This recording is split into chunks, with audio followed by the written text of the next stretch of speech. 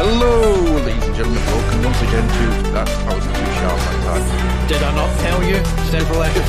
Yes, that one came out way too sharp, and I felt that in my chest and throat at the same time. As always, we are going to be looking at an issue of Warhammer Monthly. This is issue 9. I am Adam, and with me, of course, is Andy. Hello. And today is a day of dwarven goodness, and I'm looking forward to getting into this one. But first of all, how are you, Andy? How is it going? Not too bad. This is one, peel behind the curtain, this is one last episode. I thought we were doing issue 9 because I can vividly remember having had a conversation about Adam that in my sleep, clearly, about issue 8. And it was a very confusing pre-podcast recording for that one. It's like, we talked about all this. Oh wait, I was like, Adam's going, no, we absolutely did not. It's like, yeah. Very, very sure. Very sure that we had not spoken about Dwarf Lords before that, because if we had, I would remember. I would very much remember. And let's segue in, because they're your cover stars for issue 9, with a strapline, prize competition, stacks of Warhammer novels to be won. Which is not in this scan. It's annoying. Yes, probably at that point there weren't really stacks, more I'm assuming there were stacks if you do it throughout all the potential competition winners, but you're maybe getting 2 or 3. Yeah. I know a lot of stuff was out of print at this point, so this is the ramping up of the black library, but even then it didn't really get going till mid-2000s with Horus Heresy.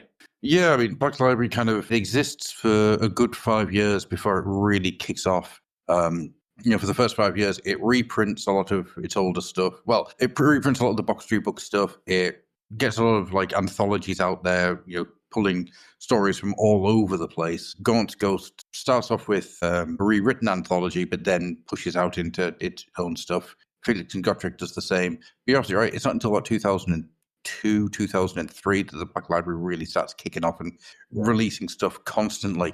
So, and it's really annoying. A lot of that stuff you can't get anymore. Shock horror, Games Workshop not keeping older things in print and letting it fall by the wayside. Who'd have thought?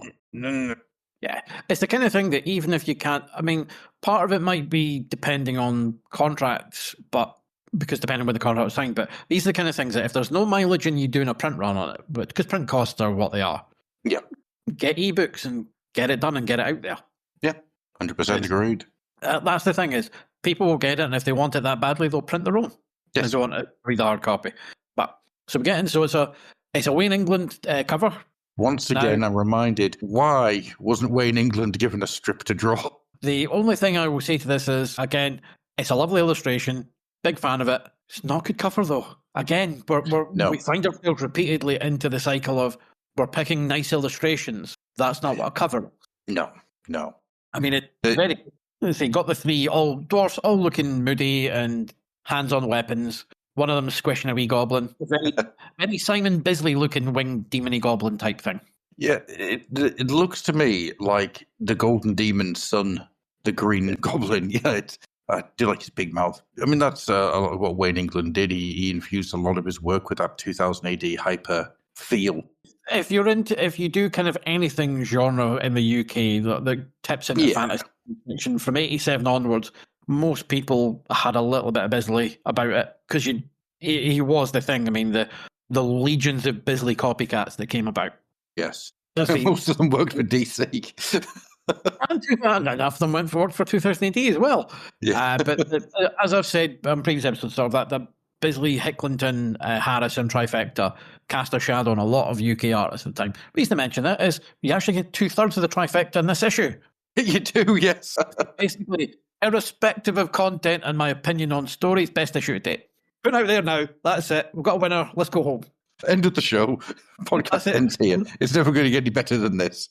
However, I suspect we'll have perhaps some diverging opinions on a couple of bits of the stories as we go. So, as you say, the cover illustration is fantastic. It's not a good cover in the get me to pick that up off the shelf, but it's a lovely. Yeah, it's the type of image that you want to sit and look at. It's not the type of image that's going to grab you off the shelf. Yeah, and that's the problem. Yeah, so we've kind of laboured on this on a number of episodes. I think we will try and treat that with the same disdain and limited content that we do about the next lovely feature, which is page 2 in the contents. I'm not doing it, man. I'm not doing it. For the love of God, when you're trailing a story in the next issue, Could you make it so we can read the actual logo without having to parse it through guesswork? Yeah. Right. I mean, I'm looking forward to the Samos sanitation team as they go around fixing toilets in the first millennium. In skin tight suits and what looks like the nth generation lifeguard toilet duck.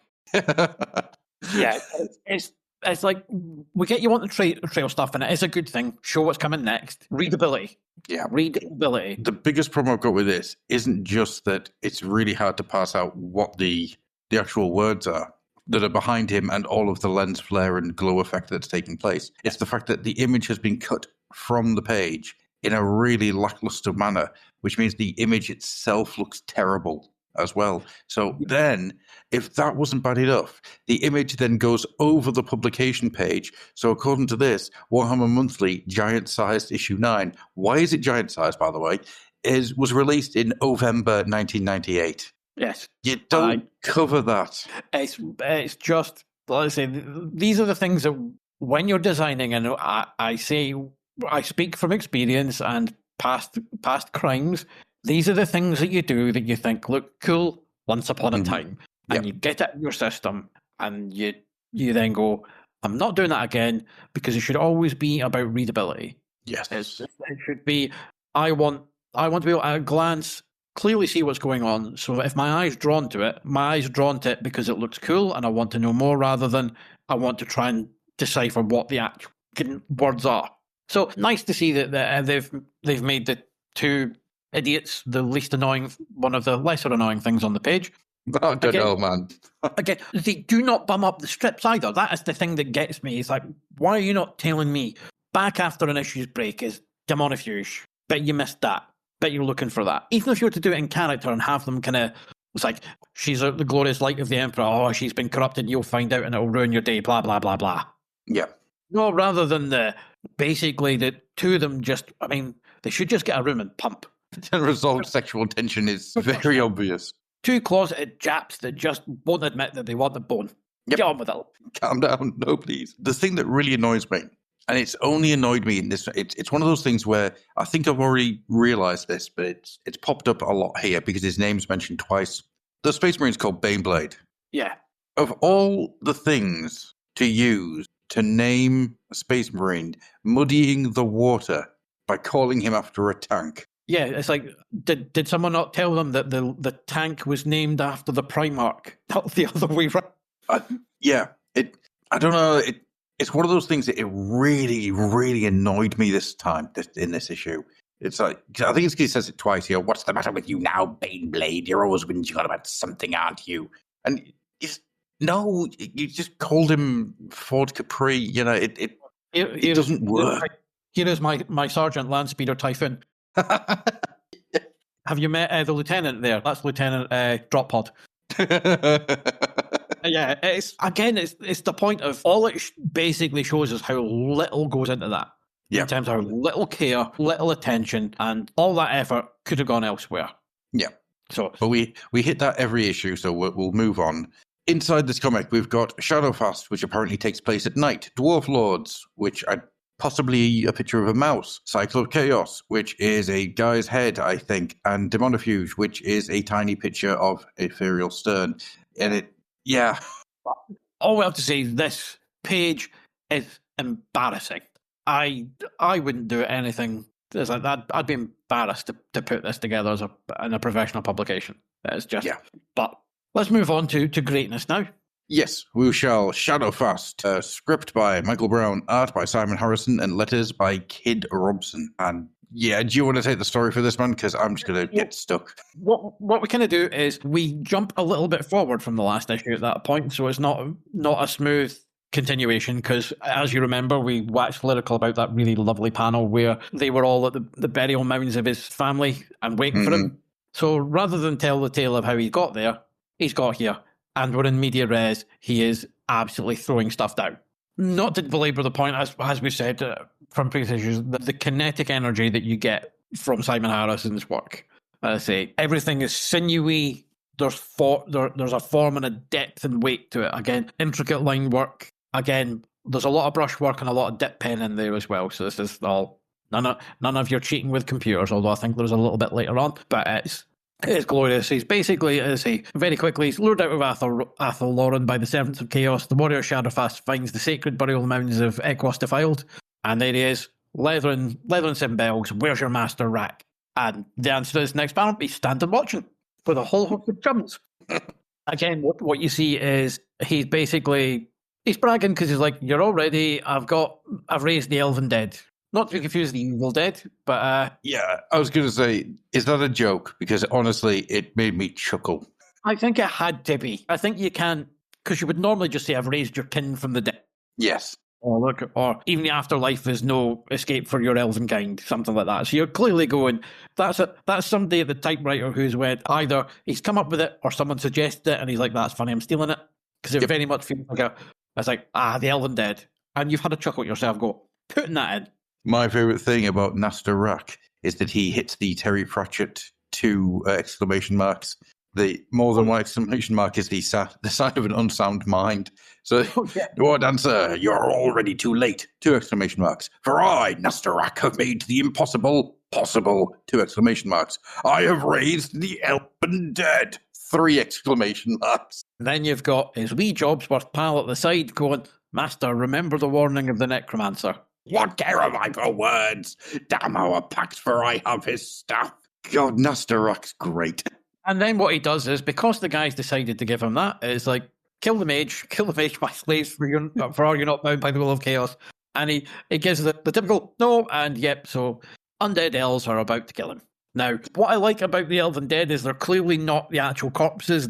They're spirits or soul stuff, because what he's done is still a high level of detail, but there is next to no shading wherever possible. Yeah, it's really effective. And it pops nicely against the rather heavy black tones on Rack's armor, and again, slightly more textury robes of the mage. Sorry. Yeah. Yeah, it's such a smart decision to do, because they look wrong, they look ethereal. Now, such a simple way. But what you see here, what this hammers home compared to a couple of stories we talked about in previous issues, this was clearly designed for black and white. Yes. This is what we talk about if you're preparing art for colour and you're preparing it for black and white. 2 very different things, because the blacks have to do a lot more heavy lifting on that, because you're using them to establish depth, contrast, and field of vision, where you can do that. With colour, you don't have to put down as much black. You don't have to do as many lines, because colorist and the colour artist can do a lot more of the heavy lifting of that. As you'll see if you read modern US comics, and certain artists who basically don't really do much other than really thin lines and have, looking at you, Salvador LaRocca, you used to be good. And name but one. Now, without getting too snarky, there's a way to do both, to have proper rendering but also give your colorist space to model. I would say probably one of the gold standards would be the late John Kissin from Flash Astonishing X-Men, particularly when paired with Laura Dupuy. I believe that's how to pronounce her name. If not, I'm sorry, Laura, if you listen to this. But he would still do a lot of very nice inking and brushwork, but the room was left for the textures, for the colors. But here it is, you're relying on black, white, and grey values built up. In this case, not by washes, but by hatching and line work itself. Yeah. It's also a real good understanding of space and how light interacts with space. And it's beautifully done. Absolutely stunning work. Because what you're also looking at is, in a fight scene, you've got it's a sense of movement and energy. Mm-hmm. There are enough pretty illustrations where there's next to no energy or impetus in the work. So it feels very much like a snapshot. Whereas there's an ineffable quality to a really dynamic artist, whereby, yes, it's a static image, but it still conveys the movement. Where the others who will do artwork that's very, very lovely, but still feels very stiff. Best comics comparison to that is, again, because they're 2 similar artists, is look at an Alan Davis page, then look at Brian Hitch. One of them still keeps sense of movement. One of them, it's very static. Still lovely, but that energy is not there. It is just a freeze frame, if you will. Yeah, it's a snapshot rather than... But what you have here is a nice frenetic battle. Let's say Rack and Shadowfast get into it very quickly. Basically doing the same thing of the villain basically calling out, we're not so different. And he's not entirely wrong, is the thing. It's one of these nice touches that Shadowfast presents. I'm nothing like you. It's like, yeah, but you butchered the Bretonians. Whether you were just or not, you're still a butcher. It's always a nice ethical question to bring up. It's like, yeah, a killer's a killer. Just because you've got right on your side, does that make you any better? Or does it make you worse? Because you believe it gives you the license to do it. It's a nice thing that in comics you'll periodically see people do it. Pat Mills was very good doing that with Hammerstein and the ABC Warriors. He believes his cause is just. Again, from that way lies zealotry and fundamentalism and all the wonderful things that infest the world today. All the things are happening right now. Yes, but again, he's got the staff, which is our MacGuffin for this issue. Mm-hmm. And he's basically saying the staff, he tries to grab the staff from Rack and it burns. And you get some of the best bits of dialogue in Warhammer Monthly to date. The dizzy whirl of fever and disease. What say you? You're sick. Yes, but that's not the point. Yeah, it's so good. It's probably it's a nice bit of exposition, but done in a way that you're enjoying it. Yeah. There's always the compromising comics is always a little bit, you always have to get your exposition in. There will almost always be exposition dialogue, particularly in a story list where you're jumping forward in time. We've not followed Shadowfast journey all the way through, so there are gaps, you need to explain it. And also, up till now, we've not really had a huge amount of motivation from Rack other than he's just a bad guy. Yeah, he's a Nurgleite. He just wants to get Grandfather Nurgle's disease. I do love him calling him Uncle Nurgle, though. That's so good. But again, at that point, it's like, yep. It's like, you're sick, but that's not the point. But if you won't join me, you'll have to die at the hands of your kin. And they're just like, all right, pal. Whatever you say, Gaffer. But then they're doing this entire apology. Forgive us, kinsmen, for we are bound to the power of the staff. And Shadowfast says, no, I can't harm them. I won't harm them. It's not like this, like that, not like that, like this. Destroy your kin, join me, and Nurgle will bestow many a fine plague upon you. And there's such a wonderful feel of what Nurgle is. As far as Rack's concerned, he is offering him a gift. He is offering him something beautiful and amazing and perfect. It's so in depth with it. It's brilliant. My only slight gripe is we're not really getting much of a sense of the taint of Nurgle on Rack. There's little bits, but not as much as there potentially could be. But again, you could argue, how long has he had his gift from? How corrupted it, how resistant. So there's ways in, but it's more just, I know you would get something very deeply unpleasant if Simon Harrison decided to go unhinged and full flow on it. And it's kind of, for me, it's kind of like, I'd like to have seen that. Yeah. And for all we know, maybe that's where he goes. Maybe this is just a starting point for Rack. I don't remember how this ends. So, yeah. Me neither. So at that point, again, Shadowfast is like, I'm not going to fight McKinn. I'll rather die. Raises his swords up. And again, it's like, at that point, it's like, I can see you're sticking to your principles, which we've established. But the point is, you know what's going to happen to you. He's going to kill you, make you like them. Yes. So it's, I suppose it's trying to get time, isn't it? Time to try to think of what to do and how to. Yeah. So what we have is, right off the bat, here is my handily prepared sacrificial altar. Yeah, in this cave that I've dug out. And here is my amazing sentence. He's actually in the burial mounds. It's actually done quite nicely. He's going in and he's going to taint and pervert the burial mounds that are in. So it's sacrilege on sacrilege. So it's a nice little touch. And once again, Rack just has the best lines of the page. I'll sacrifice you to his bloated eminence, Lord Nurgle. Such sport, killing an elf inside his own burial mound. I must remember to try it again someday soon. He's so cheerful. I love him. Yes, on Simon Harrison does like doing a good sacrificial drawing. Strontium Dog, the final solution. Worth checking out. Portals and sacrifices happen on that one. So he's been sacrificed, but he's not dead. He's in a space between life and death. Yes. And someone basically says, I'm a friend, and one who would see you the victor in the battle against Rack. And I was like, all right, what can I do? It's like, touch the orb, and the word shall be yours. The word which commands the staff. Say the word and destroy Rack. So it's like, hello there, you're at the point of death, and you're out of options. I'm a friend. Are you really? He does have elven symbols on his clothes, so maybe. Possibly. We're wrong, though. We have endured the adventures of Dark Elves for several points. So say the word and damn yourself. Is it just me, or is the word he has to say? Does he have to open his mouth and say the following sentence? The artist formerly known as Prince. Ah, I see. No, because that's not nowhere even near as good as Prince's symbol. What it looks like is the B&M Bargains version of the glaive from Krull. Because if you listen to... It's gonna, the word that controls the stuff is Krull's better than you remember. Yeah.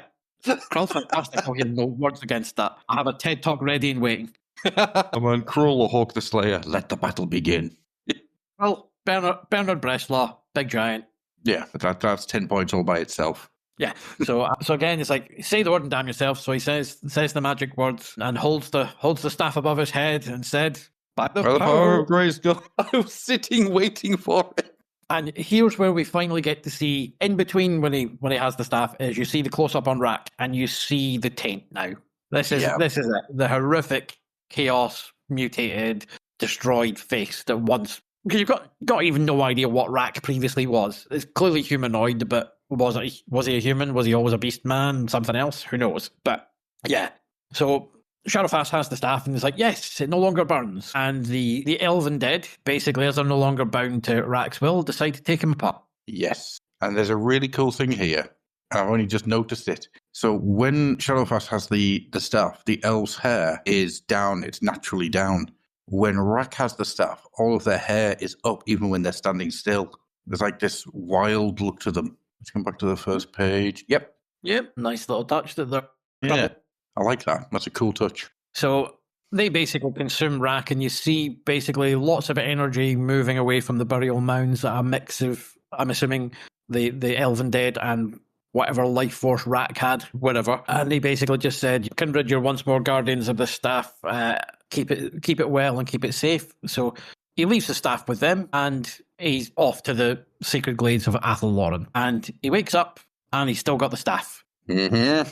The mark on his hand, which is the word they used to control the staff, and was the same on the orb. So he's now questioning are we now linked? I must find answers which lie outside the safe confines of the forest. Be continued. So I've got a conversation started. We've got a wee Darkblade flashback here. Yes, big time. It's like, what's our elf story going to be? They're going to get a thing, and it's going to be linked to them. Yep. All right. And they're going to get cursed by it. It's like, well, see, we don't know if he's cursed yet. He's just asked the question. No. However, given that the guy said, "Say the word and be damned," saying it's at least 60-40. Yes, aye. He's going to have problems because of it. Say the word and damn yourself, and that's what he's done. But the biggest difference, and this is the question I was going to ask you, how you feel about this as a thought. The biggest difference between this and Darkblade is I give two shits about Shadowblade. Shadowfast, I should say.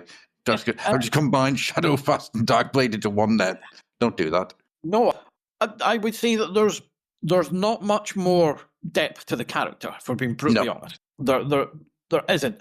But you've had clearer motivations for him throughout, and it's not really been kind of I'm going to get this, I'm going to get that. Like I say, the fetch quest nature of Darkblade has kind of, and again, there was no sense of jeopardy in Darkblade at all. No. I think there's been a little bit more here. Again, it's hard for me objective because it's just a Simon Harrison drawn, so it's like I'm going to love it no matter what. But I'd say this has been a story that's opened up as it's going on. You don't know what he's going next, which has been the thing. He's been off, and each installment's been something slightly different. Whereas Darkblade was, I'm at this, I'm off to get this, I'm off to get that. There's been no... Darkblade was very pedestrian, I'd say. So then the question I want to ask then is, did Darkblade need to be that in order to be one of the first strips? I'm not saying that on the quality of it, that we know what the quality of it's like, but did Darkblade have to be a much simpler, much quicker story than Shadowfast is, just because it was one of the earlier strips and it had to get the ball rolling? I think no, because I think there's ways to do it. Because I agree with your point. It should be accessible. You want your first stories to be new reader friendly. You're again looking to entice someone in. You can be a bit more flexible when you're like 6, 7, 8, 9 months down the line. But the same token, what you still need to be is an engaging story. I think the problem with Darkblade, it wasn't an engaging story. No, it wasn't. It was plodding, perfunctory, like it was competently written in terms of it filled the mechanics of I've assembled a story. Yeah. Discrete beginning, middle, and end. But as we joked, I mean, what brought us, because we looked at, is the cackling hand going to the demon going to be something like Alan Quantum Leap or the Hand in Vampire Hunter D, where there's character to it, where there's I'm come along, I'm like Darkblade would be the straight man to it. Yeah. But it never happened. Yeah. But the problem is there was no substance to Darkblade to draw on. So, and the handy thing is at this point he's been cursed, but he's not having conversations with the staff. No. I reserve the right to 180 this if next issue he has a conversation with the staff and the staff talks back. I'm hopeful that won't be the case. I don't remember any of that, but then, as I say, I don't really remember a lot of Shadowfast and where it goes. I've got something in my brain is him being in a town somewhere, but we'll see if my memory holds true on that one or not. But again, as we said, the art is superb. Again, just the backgrounds with the white spatter on the black. It's just, delightful. The little silhouette panel on the last page of the story where it's like, for now I must return to the secret glade, the Bath of Lauren. Yeah, chef's kiss. Just, It's real tasty stuff. I mean, weirdly enough, my favourite piece of art in the entire thing is him standing in front of the crypt, the shrine, or whatever you want to call it, the barrow, and having all of these rocks just kind of rebuilding the doorway. Yeah. It's such you can feel the weight of everything in it, and it's such a wonderful piece of work. Honestly, I didn't think I was going to get into Shadowfast as much as and it helps. You've got a really charismatic, really fun villain of the piece as well. Yeah, and we now no longer do. So what next? I'm assuming the potential of you got the staff from a necromancer. I'm going to go find it. I'm assuming the necromancer may feature. Yeah, possibly. I think we'll probably have Rack back at some point. Yeah, the ghost of Rack. Yeah, or demon form of Rack or something like that. Rack turns up and it's just a head in a spike. So, but again, for my money, I will never be 100% objective whenever there's certain artists involved because they're people whose work you're doing this, I'm picking it up. Yeah. And there is always you will make excuses for the quality of work. Let's say the story is nothing earth-shattering, and let's be clear. No, it's not. It's a perfectly serviceable, it's an enjoyable story. It's fun, 100% elevated by the artwork. Yeah, 100%, yeah. It's important to recognise that. Because I'm not saying you're reading installments of Watchmen here. I don't know. I don't think Watchmen ever made me laugh as much as You're Sick. Yes. It's such an 80s movie moment. You know, it just makes me so happy. You're sick. Yes, but that's not the point. So we'll pivot from my favourite to Adam's favourite. So I will hand over to you and let you take the point here. So we begin Dwarf Lords with a little character profile on Bowli Griefwing. Tells you the story of how he killed one of the great carrion birds of the World's Edge Mountains with a single crossbow. Great-great-grandsire did. And ever since then, the name Griefwing was given to the family. And it's just a nice little story. His lust for gold is legendary, as his skill with the mountain goats of his homeland. Let's leave that one well alone. And it's just a nice little thing. I don't understand, to be honest, why they've started doing it, but fair enough. We will revisit kind of your questioning about that a little bit later, but what I'm going to say right now is, see if you're going to do black text and it's going to be on a white and grey background, punch down that grey by at least another 20%, so I can actually see it clearly. Yeah. I get that you might see, this is the thing that, because everything is put together digitally now, is, are you doing a print preview of that? And to me, the answer quite clearly seems to be no. And that could be a case of time, budget, whatever. It was like, at the very least, if you're doing that in the office, print that out in an A4 printer, one page at a time. Let me see what that looks like. Because that is not clearly readable. We go back to, the constant problem where there's just these little things that they're really simple, but they're the basics of what you're trying to accomplish here. I will say that I do like the fact that the word grumbaki turns up, a dwarf, which is a dwarven grumbler or a whiner. And it just makes me really happy to have a little dwarven word in there, because grumbaki is such a good word. Right, so the story begins. Episode 2, See, Sigh, So, Grum. I know it's meant to be fees, but due to the font that they've used, that reads as Ness. It's one of those things. So the dwarves have been transported right away from where they were to some new and unforeseen place. The dwarves have found themselves in the lair of a giant. Stunty's awake, he says the giant. I'm going to go at this at a different angle, actually, because you know how much I loved the first issue of Dwarf Lords? Yeah. I really struggled to pass this one out.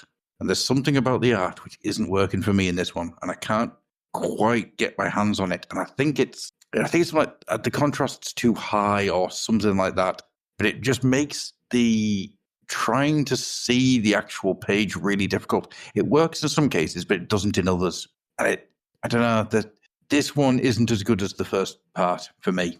It doesn't work. Really struggling to get my finger on it. For me, it was just, you set up, it's like, I like you, I was kind of left a little cold on it.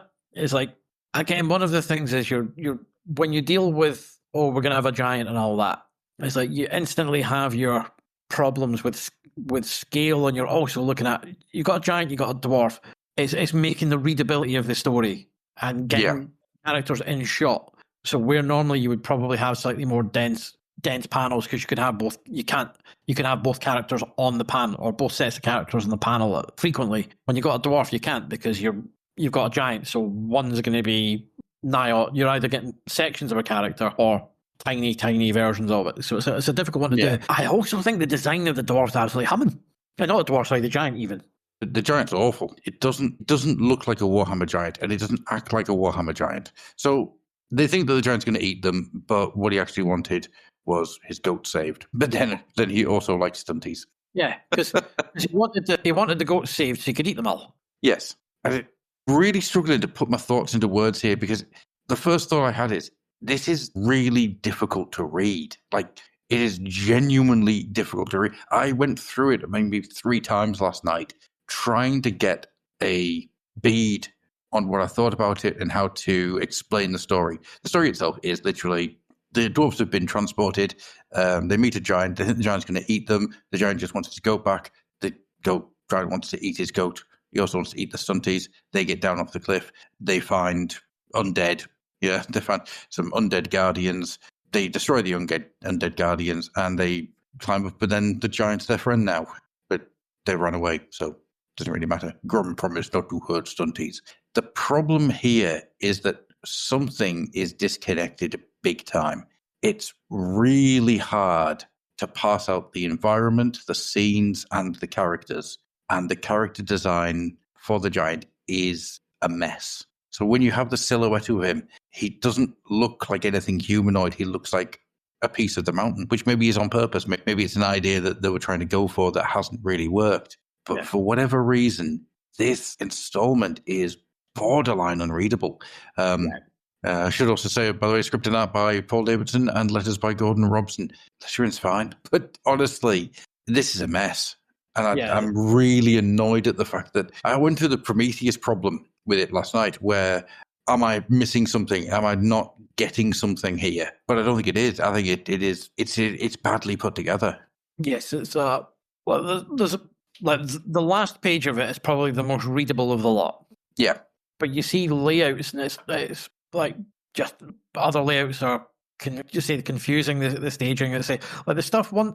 To be chat, but the last 3 pages are probably the 3 most readable out of the lot, because you've got no issue with the dwarf, but with the giant. But yeah, it's just again, they've got what I liked about that is it set you up as we've got quite a low stakes adventure that all we're trying to do is get home. So clearly it's kind of like the inverse of the fetch quest. Instead of you looking for something, you're going to find that every installment's going to be a different obstacle of some description.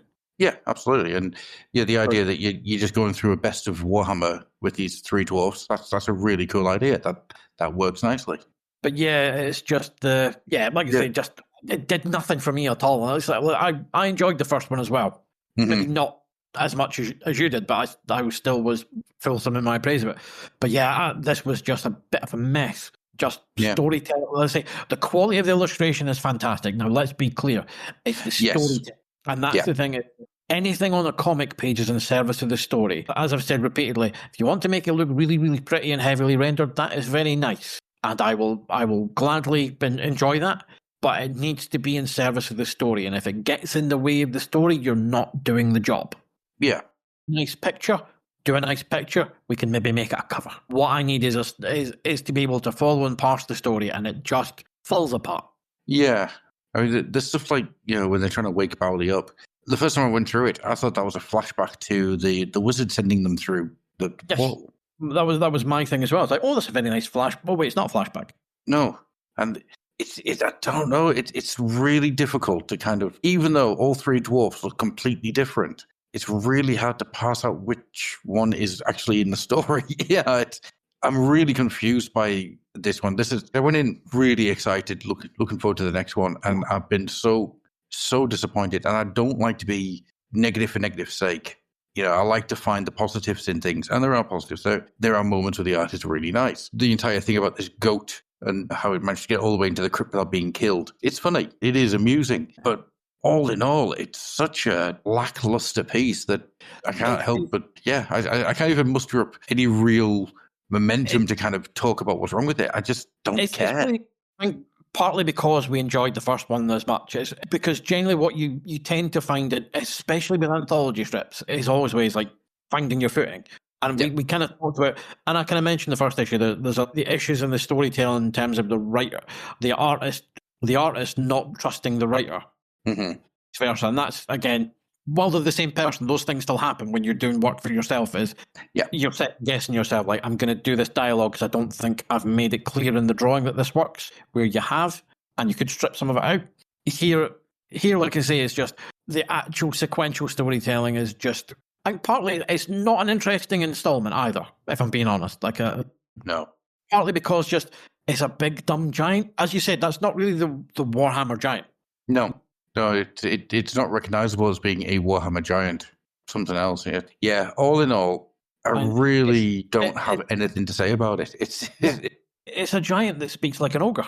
It's like, even if you strip the design out, it's like that's the kind of stuff I'd expect here from an ogre rather than because not all the giants in Warhammer are savage and brutal.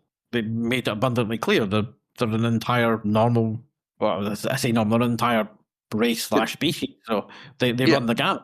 There are savage and bestial giants, and there are more intelligent ones. Yeah, and just some of them that will quite happily come and work for the Empire because they get fed and everything. So there's no issue with that. It's just the characterization of the giant and the way it speaks and the way it influences the story. It I don't know. Just I have to admit that the first time reading this, the minute the giant, like, because the design you can get around it. It's like it's an artist's choice. It's all like, I want to do it this way because X, Y, whatever. That's fine. But the minute it speaks in this kind of sub Grimlock / Hulk part, you get Rock Jumper back safe in there. It's not enough of one or the other. Yeah, it just feels lazy. It's one of these things like, just no. Can we, again, it feels very lowest common denominator type stuff. Yeah. The Mrs. Brown's boys of... Steady on. I'm saying it's lackluster. I'm not saying it's a travesty to humanity. This is true. But again, LCD, that is the poster child of it. Yeah. It's just, again, but on the one hand, it's nice to be reflective of, this is kind of the anthology experience. Absolutely, yeah. For anyone who picks up, as we said, you're never going to get an issue or you're very rarely get an issue where everything hits a home run. There are certain periods in certain books where they've managed it, but you'll generally there's a couple of what you're generally looking for is a couple of things to keep your interest, a couple of things to surprise you, and a couple of things to pass the time. That's kind of what you're looking at. Is what you want to do is to out these the worst thing you can be at the end of the day is bored. Yeah. This provoked a bit of a reaction, so clearly we engaged with it. Not what we were looking for. And I think the overwhelming sentiment of that is it's disappointment based on the promise of the first installment. Yes. I can see promise here. I love the art. Writer's just not quite there yet. But that's something you generally can see in a particularly comics, is you can see people grow into the story they're telling and become more confident and more assured. And that's what I was hoping for. And didn't get it this time round. And I think that's what makes it worse. I mean, God knows I read enough bad comics. Hello, Todd McFarlane's Spawn, looking at you. This is one where you could see that there's something this could get better. I enjoyed this, but I think there's room for improvement. And to see it regress in the second, it kind of deflates you a bit. It did. It really did. Yeah, this is something I was really looking forward to getting to and getting through. And this installment really did just, I won't even say it kicked the legs out underneath because that's too violent a mental image. It slowly pushed the legs out from underneath, mate. It's taken it. It's just unscrewed the air cap on your bike back tire. Yep. You're going along. Johnny's getting more difficult until it basically just stops. Yeah. The slow puncture of comic. The ending is quite fun. You know, the idea that Grum promises not to hurt stunties. Yeah, it is a fun ending, but by the time I got there, I just didn't nothing invested. Yeah, it was just kind of wanted to get on to the next one. It was so sad. I felt very sad about it, but oh well. Yes. Moving on to the next one, we've got a really, really long story here, which I can sum up really quickly. It's the story of a guy turning to chaos and becoming a chaos champion. The end. No. However, the journey is not within the story. The journey is within some of the most punky art and brilliant fonting that I have seen in anything for ages. This is my boy, John Higginson. We now have the second of the three-finger death punch of 1987-2000 AD makes his presence known. Now, Higginson is sadly no longer with us. He had MS and ended up taking his own life in Dignitas several years ago. Very good documentary he talks about in his journey with the disease called Here's Johnny. It's out of print now, but you may be able to find it in various places. Well worth looking. Very emotional. One of the guys who, when I first saw his art, I was at the right age. I first got exposed to his Bisley's and the Harrison's art when I was 12. Wow. In this kind of art, but an absolute classic. So what I love about this is it leans into the absurd nature of chaos. Yeah. To summarise, the story is there's a newborn champion of Khorne. His arrival doesn't go unnoticed. So there's clearly an existing champion of Khorne. So he does what a champion of Khorne can do, which is, I'm going to go and fuck shit up.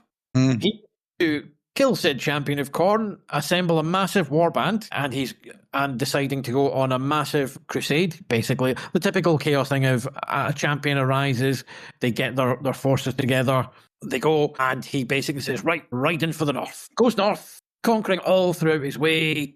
Everyone must die, blood for the blood god, all this good stuff. All of a sudden, he is confronted by... he gets to a Khorne altar, and then there's a newborn Chaos champion who fucks him up, gets his armor on, puts him on, and then just goes south. It's ridiculous. And at the same time, brilliant. Because it's one of the lesser touched aspects, because Warhammer and 40k, as I say, there is a tendency among fans and some of the creators to take it a little bit too seriously. No. Yeah. And Chaos isn't inherently evil. It's chaos. Yes. There are gods within it who are evil, or we would see as evil in the traditional sense of the word. Khorne, you would probably say, yes, probably evil, because it's all about violence and killing. But then Khorne is also the god of martial prowess. He's also the god of perfection. Even blood, yeah. That's the bit that tips in. You could argue up to a point, but it's like, what do you want? You want blood? All right. That kind of means that, yeah, you're not going into a blood bank and offering Khorne a couple of sachets and going, is that all right, pal? No. It's like, I'm not having it extracted by needle. You'll take it by blade or nothing else. That's the standards about where he gets his blood from. But you could argue, is Tzeentch inherently evil? Possibly not, because it's all about forbidden knowledge and changing things. Yeah. Evolution. Yes, not necessarily evil in and of itself. The application of Tzeentchian powers. You could always make the argument that Khorne, red in tooth and claw, much like nature itself. He seems to take enjoyment from it, so you probably have to evil. But you could argue Tzeentch Slaanesh, possibly not necessarily evil inherently. Nurgle is an extension of a natural function, however, wants to infect against people's wishes. So you'd probably say Nurgle kind of evil. But also gives people on their deathbeds peace and massive boils. Well, yeah, true. But you don't feel them anymore. But still, I give you the gift of lumpy flesh. Cheers. But yeah, what this leans into is the absolute absurd nature and whimsical nature of the Chaos Gods. Yes, absolutely. They see men and the worlds of men and the other associate creatures as there for their amusement and their playthings. So you basically, because effectively it's just got, Khorne's got a champion, raised an army, I'm going to kill things, and then I'll bet on you toy now. he's going to be slightly better. He's going to kill you, and we're going to do other things now. I'm just going to go back to where we came. Yep, So we're just going to keep riding south and north and south and north. It's the implication being this Chaos Warband is swept to the north and destroyed everything underfoot. It's gone its years, whatever. The various villages, what have you, have rebuilt. They're back. Congratulations, the new boys come to do it all again. I say it's a wonderful palate cleanser after Dwarf Lords in terms of it, because it's a big joke. It's a big violent, and I can see how some people might not enjoy it, because you might feel at the end of it, what was the point? But that's kind of that's the whole point of it. It's showing you how pointless chaos actually is. Yep. Yeah, it's the act is more important than anything else. The act of spilling blood supersedes every other part of what your existence could be. It's so good. It's amazing. Beautiful. So let's see. So we should say, so this is written by GW's own Andy Jones. Mm-hmm. So well done, lad. This is kind of what you want in it. We kind of talked about the previous one-off and stories. Now this one's had significantly more real estate to breathe in terms of the page count. Yeah, big time. Which actually helps make the joke land. I think if this had been denser, the punchline doesn't land. No. This has had the room to breathe and let Hecklington go mental. Mm-hmm. Oh, and he does. My God. Like I say, like muscular, like I say, again, like Bisley, like Harrison, sinewy, violent. Yeah. It's just head to toe, pure cornate madness, and it looks incredible. Yeah. Silhouette's gorgeous. Yes, there's just a slightly more sensual touch to it than Harrison. Harrison has another worldly approach, which is why I think suits the wood elf aesthetic, because there should always be something of the otherworldliness about elven characters in Warhammer. Yeah. Otherwise, they just look like Spock.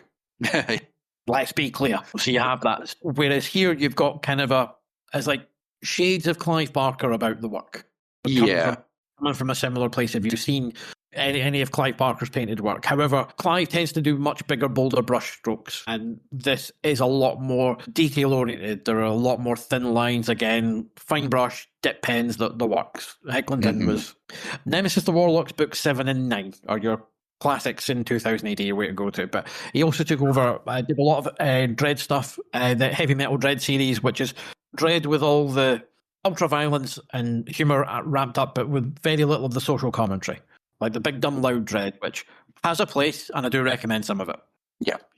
I'm literally just drinking in a lot of the the character designs and things. There's a guy who's just ahead, we crush all. And there's just this guy, he's a throwaway guy. He looks like he's just smacked another guy with his mace. He's got his tongue out. And it's the sort of character design that it's wonderful because it's throwaway. You know that a lot of time was spent on just, how can I make him look even weirder? There we go.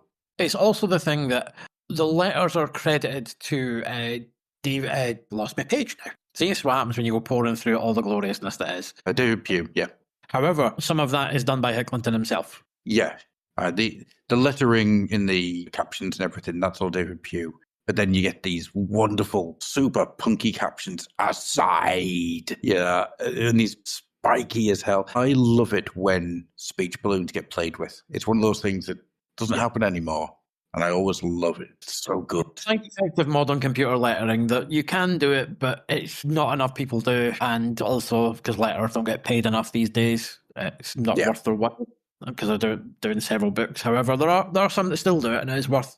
But as I say, again, as we talked about, and I've talked about at length, is lettering should be an integral part of the comic and of the story. Not an afterthought. It's one of the biggest reasons I don't read like a lot of small press stuff that I pick up and I'll buy, and I'll start reading it and the lettering's garbage, and I stop. Because it's someone who's done a lot of great art, and then they've done the lettering themselves, but they've just done it to get it done, and it shows. But here, I recommend the, what was it called? It's a zombie anthology book. Every book has a different zombie story in it. I can't think what it's called now. I came across that, and it was like the perfect small press lettering. Yeah, the guys who made it knew exactly what they were doing. Yeah. Name of it's gone on my head. God damn it. No, it's a glorious story. Let's say it's just a big daft joke.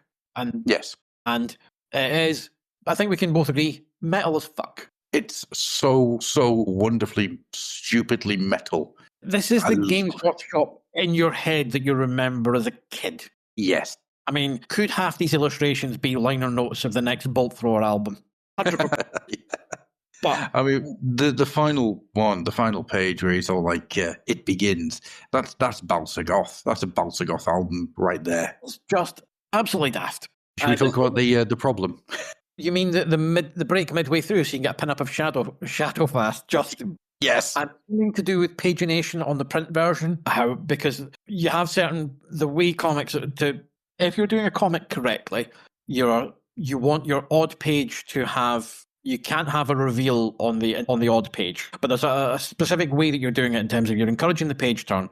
But if you do a page turn, for example, if on the odd page I've got a cliffhanger, the minute I pull the page, I'm not actually able to see the page behind it where the story continues immediately unless I turn my head round to look. My eye will immediately see the page underneath. So there are ways to do certain things. It's probably to do with that. As I don't have the print version of it. Yes, it's a ridiculously stupid thing to do. They've not been guilty of it too much so far, however. And it's not to say a Simon Harrison drawing isn't welcome at Turnbull Towers. Far from it. However, put it in the right place, guys. Yep. There was a moment of just, okay. I wonder if this is the piece of art that kind of got Shadowfast commissioned. Probably not, because it looks finished enough to suggest that it's actually it's been done after the fact. Yeah. Because your commissioned versions are generally not going to be as refined. Yeah, very that's rarely true. design right off the bat. So it's probably one that's been commissioned. Again, possibly for a cover, or if you had an idea of doing a printed collection, that would be your cover for it. Yeah, possibly. Very possibly. And if you wanted to do one now in the year of our Lord 2025 Games Workshop, you could have my money. Just saying. Hey, if they do any reprints of any of these things, you do realize we're going to have to stop for a week to cover that. Of course, we will absolutely give current product, particularly stuff that we've evangelized on so much. Absolutely. Not for Darkblade, though. No, that's unfortunate. I feel sorry for Kev Hopgood, because you did nothing wrong, Kev. That's all on Dan Abnett. Imagine if they announced like a complete collected version of Darkblade next week. For fuck's sake. Yeah. Well, let's say the artwork's glorious, is ultra, let's say, for the story for Hicklington. Just it's the kind of thing that, yes, when they've been commissioning it, someone's clearly had their eye on going, yeah, I've got a big dumb fight, chaosy fight story. It needs something horrific, but still a little bit ridiculous. Hicklington, are you free? Yeah. Beautiful. It's so good. It's so much fun. Yeah. After feeling really, really low about the Dwarf Lords one, this is the perfect pick-me-up. I enjoyed every second of this one. Yeah. Like I say, just hammering home. Yeah, again, we see the best elements of the Warhammer mythos openly play and acknowledge with the inherent absurdity of the concepts, both fantasy and 40k. Yes, yeah. It's good. It's really good. And more of this, please. More of this level of fun. Yeah. And again, it's a one-off that, excellent. You're actually leaning into the lore properly, and it's one where, like, yep, no complaints. Yep. Honestly, it's easily my favourite one-off strip. Yeah. And to be honest, it may end up being my favourite strip in the first 10 issues, the way this is going, because honestly, it made me very happy. I really enjoyed it. I got through and I just thought, so it's like you clearly, there's bits of Monty Python about it. It's like, Andy, you're clearly of an age. Yeah, well done. Just ridiculous. South, north. It's good. It's so good. Stupid. But it didn't make you feel like you'd wasted your time. Absolutely not, no. That is the danger with stories like that. So it's worth, again, well done, Andy. I mean, we've heaped praise on Hicklington for ages. I say we, mostly me. That's kind of what's going to happen. But stories like that, where you have that, where you basically say this whole thing has been for nothing, you can sometimes end up leaving a really bad taste in the reader's mouth. Yeah, you look at the issue 0 with the orcs and the chaos guys. Yeah. Yeah, and that kind of, the payoff didn't really work. It didn't feel earned. But this one does, yeah. So I think because it doesn't go over the top with doing the north-south thing. Yeah, it's there and it's obvious, but it doesn't become, it's not centered. So it's not being forced down your throat. Yeah, it's, let's say, a hats off to Andy Jones for that. Just, let's say, as you say, it's the proper tonic after, let's say, the disappointment of Dwarf Lords Part 2. It's like, yep. And again, it didn't feel like I wasted my time. It's one-off stories can sometimes come across as throwaway, or they're just filler. And it's like, nope, that served a purpose. It knew its job and did it well. Yeah, got in, got out. So next up then, Adepta Sororitas, got to collect them all. Now, nothing wrong with this. It's basically effectively here's some bits about the Adepta Sororitas in terms of what they're like, what guns and equipment do they have, and they have a rhino because everyone's got a rhino. Not be funny. There is a time and a place to put that. This would have been part 1 of Daemonifuge. What? Like, there is nothing. Again, the decisions that get made in this production of this book have me scratching my head, going, "This is that I should have got part 1, charitably part 2." If not, we know they've got guns because we've seen them use them.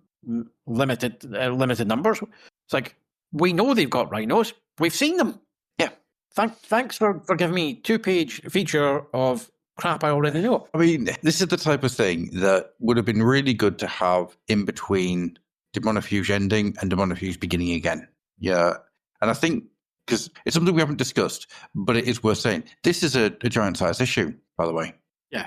There are more pages in this issue. Obviously, outside of looking at the page count, the only way you'd know that is that it says it's a giant-sized issue on the first page. Nowhere does it say extra pages for free or anything like that. It's here. But these extra pages are stuff like this. I think there's a few more pages on a couple of the strips, but nothing major. An extra page or two. And your competition, really. Yeah.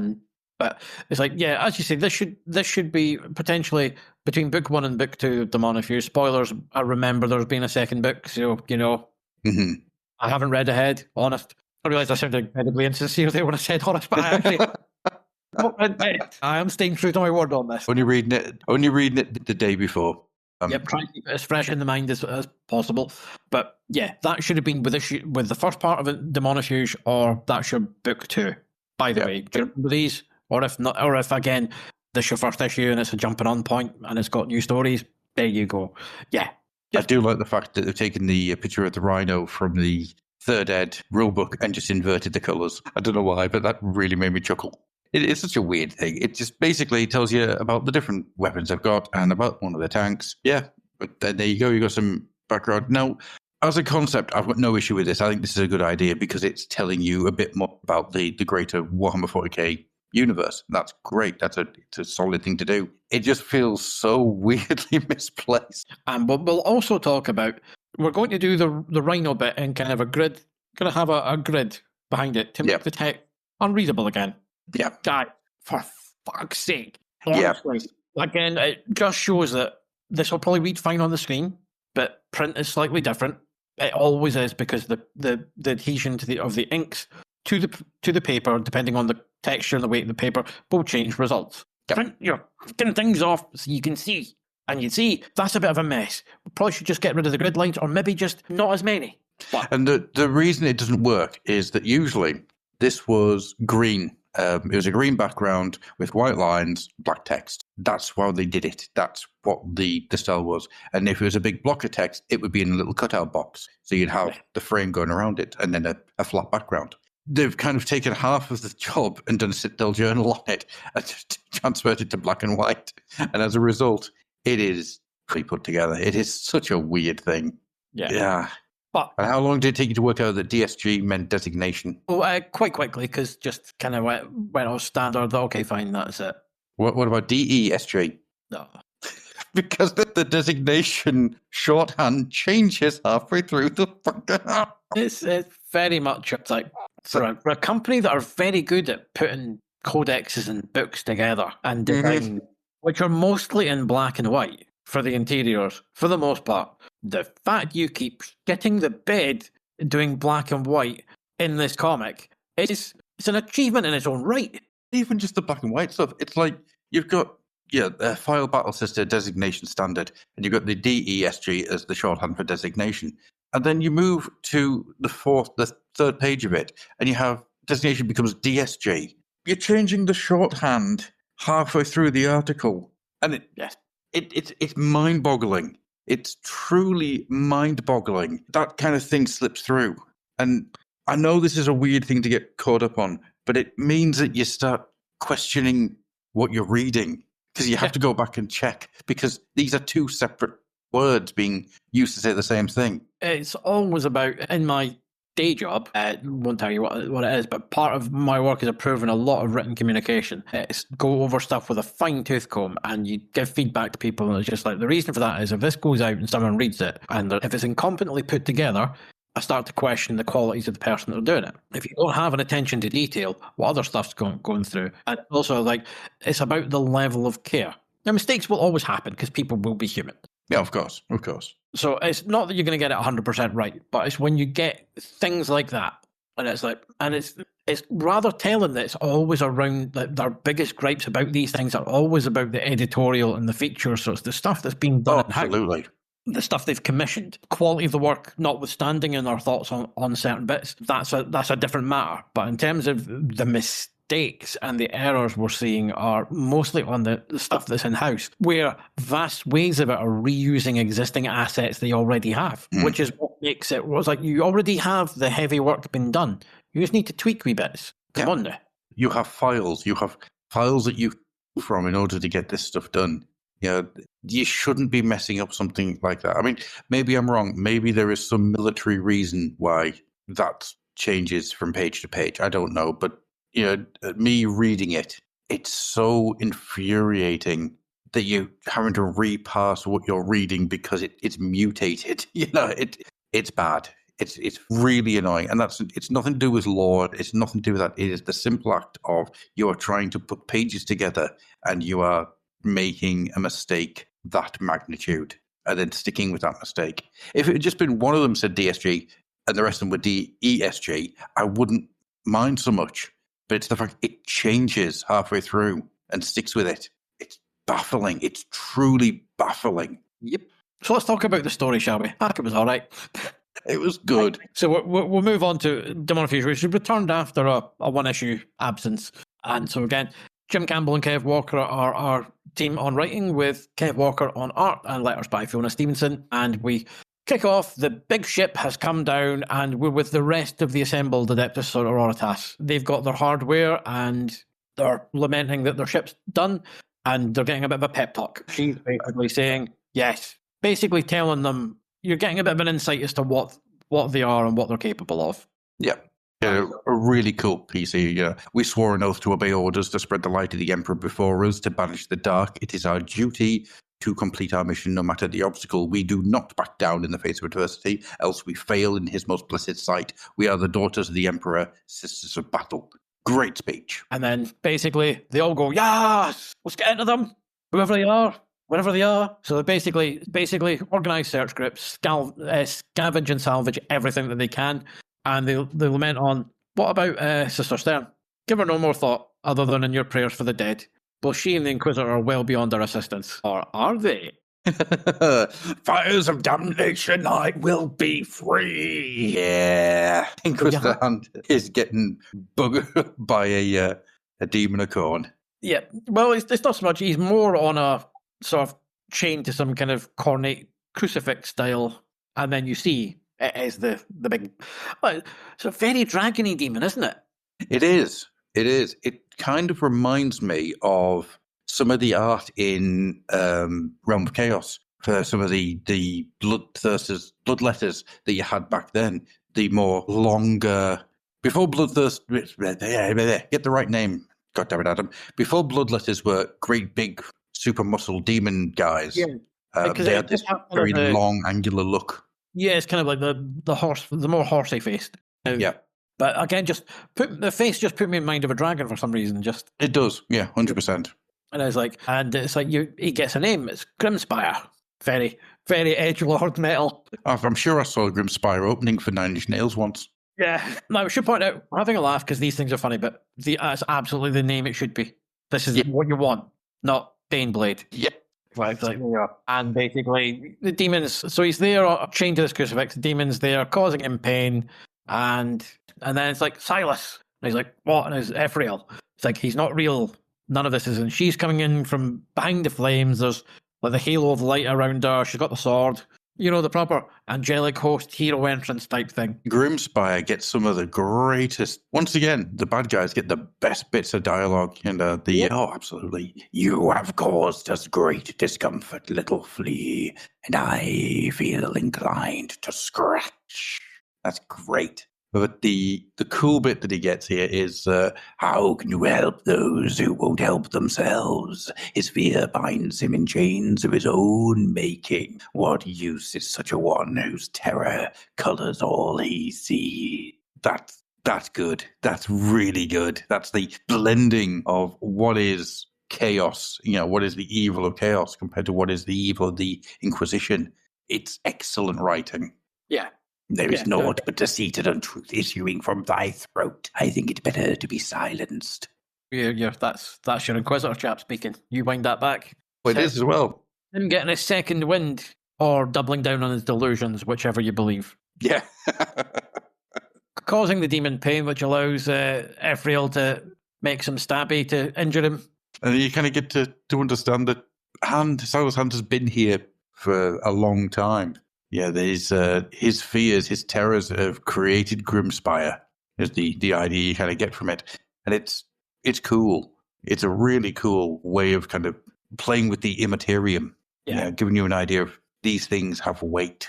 Yeah, it's basically, she points out it's like our destinies are linked. And he's like, yep, our dreams as well as our realities. And we snap back to the Sisters of Battle, and they find that they are seeing the two bodies of Ephrael and Inquisitor intact. Which should not have happened. Yep. There are greater things at work on this planet than even she knows.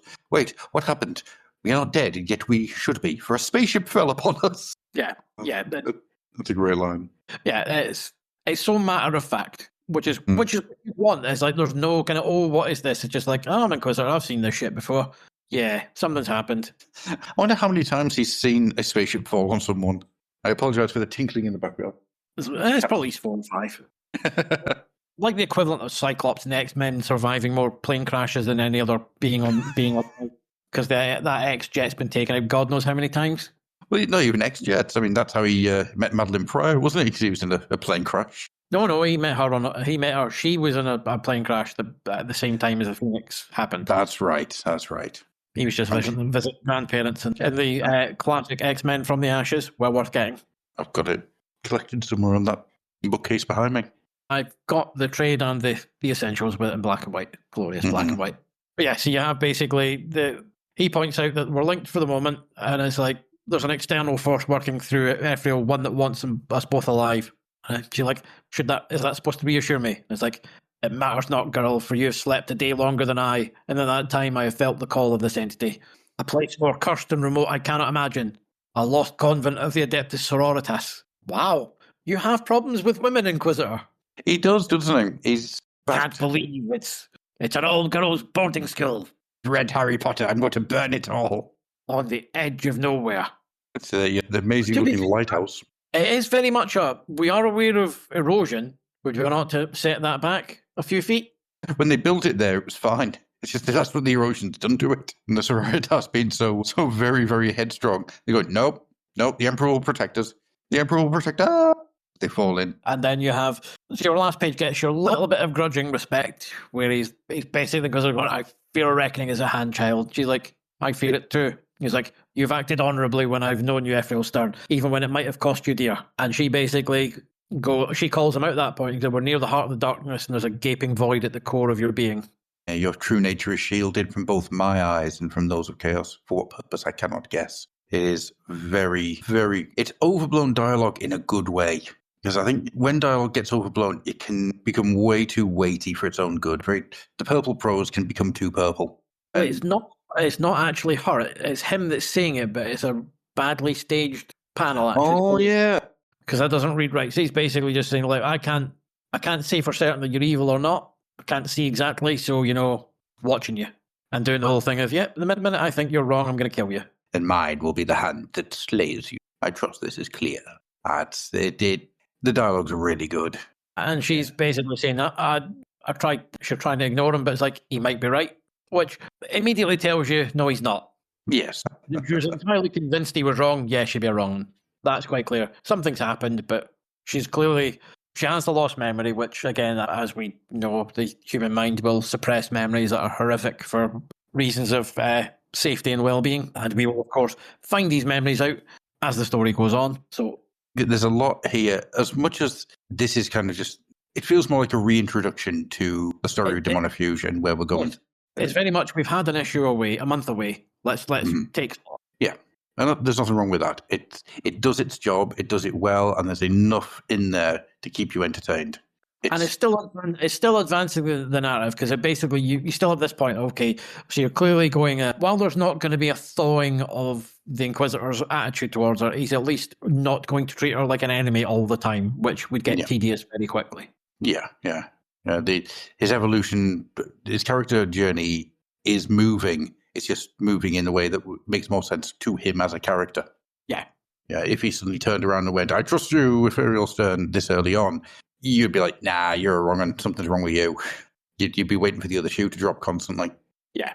Artwork is glorious. Again, it's a mix of 3D modelling stuff as well as Kev Walker's art, which I believe, the more I see now, the more I think he's doing a lot of it on actually on boards and then compositing. Right. Doing it well, but it's just, I might be wrong, but it's just that there's certain bits in terms of the work still feel that there's a bit of an analog element to it. I mean, a lot of the grey tones are done in Photoshop, because you can see that. But in terms of the line art, the actual lines do have the look of potentially still being drawn on board and then scanned. There'll still be digital, still fully digital stuff kind of being done long before that point anyway. But you could tell it a mile off, though. That's kind of what I was going for. You can tell the texture mapping and on the rocks and the buildings, but as we said before, it's blended in well, so it's not... I think it works really nicely. It does. Again, the whole point is backgrounds are not always essential in comics. Some people do more with them than need to, and others don't do enough. The background should be there to set the scene so you know where you are at all times. Absolutely.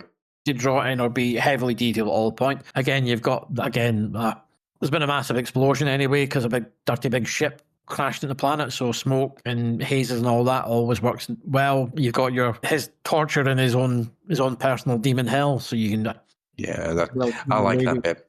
I like that bit a lot. It's one, like I say, Daemonifuge, from my dim memories of it, it's one I enjoyed, but I felt took a while to really grab me fully.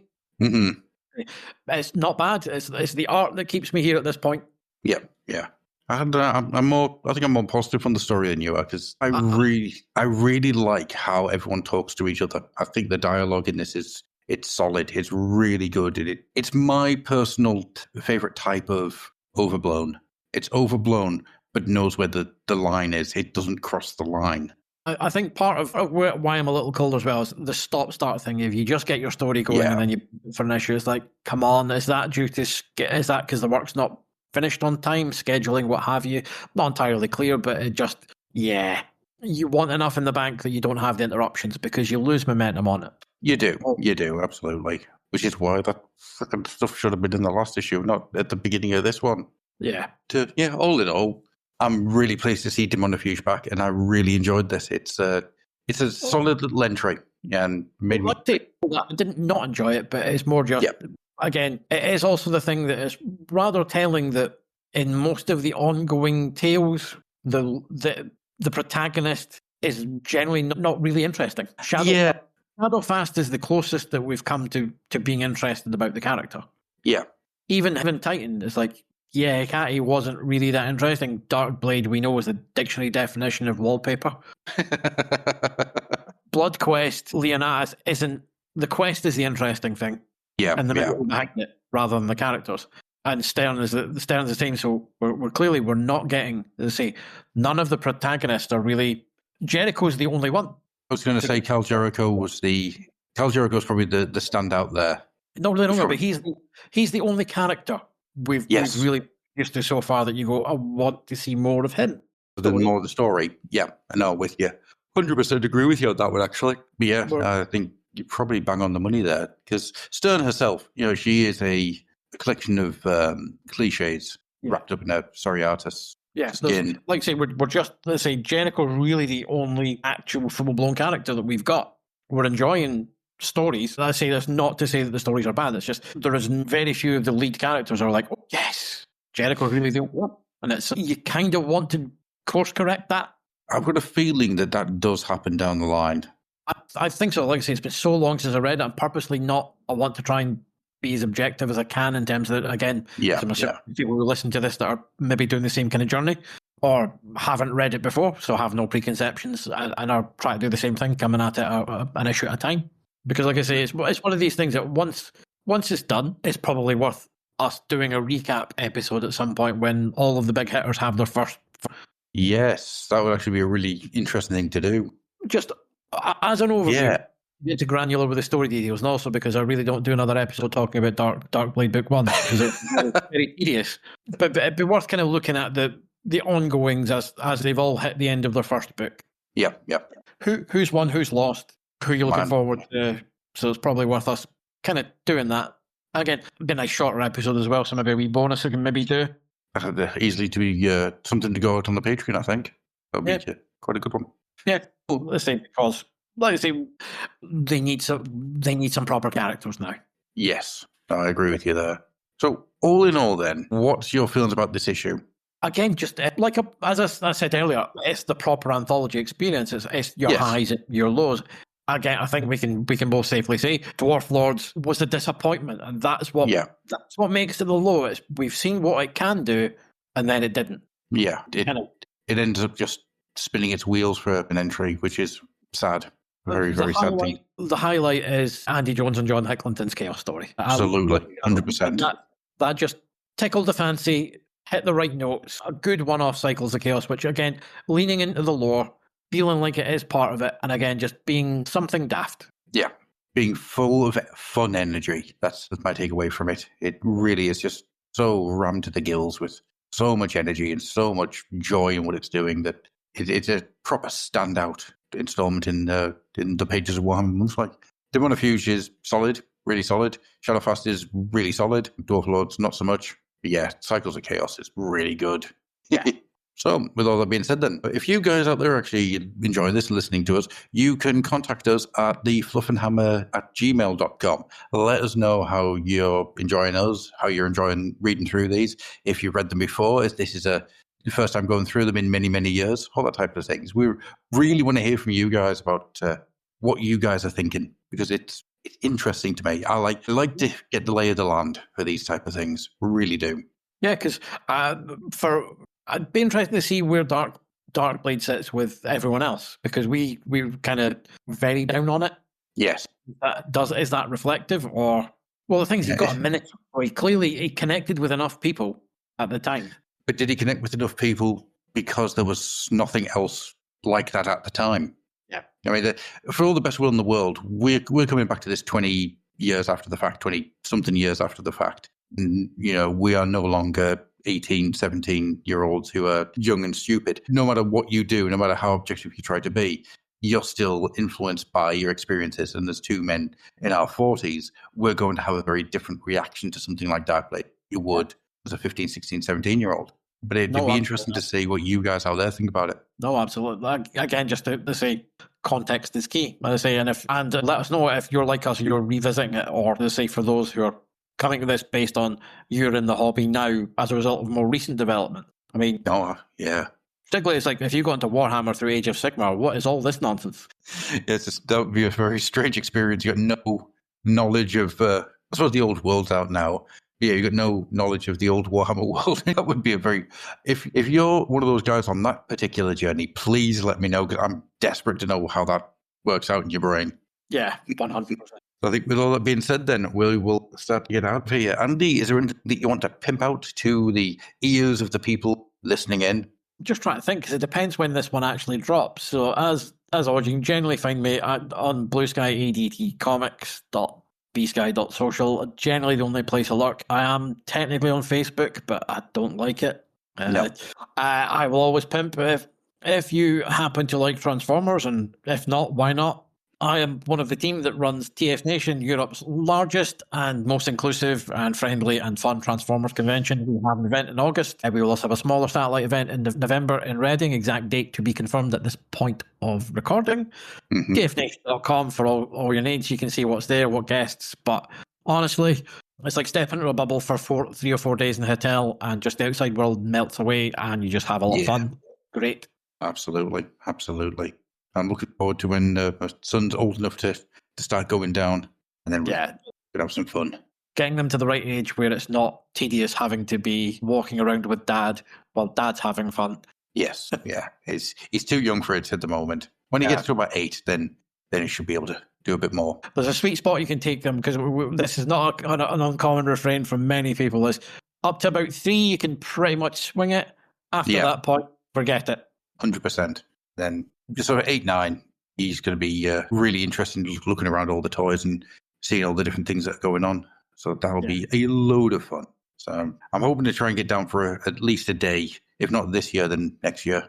Yeah. We shall see. We shall see when it comes to TFN, because as much as I want to go back, I'm a long way. Well, I know you're even further away than me, but my stuff like having a marriage and a child really gets in the way of going off and having fun for a weekend. I currently don't have that to worry about, so that does make things a bit easier. As for myself, you can find all of the Fluff and Hammer stuff at thefluffandhammer.com, obviously. We're on YouTube, where stuff goes up every week, sometimes twice a week. You can find us on Blue Sky.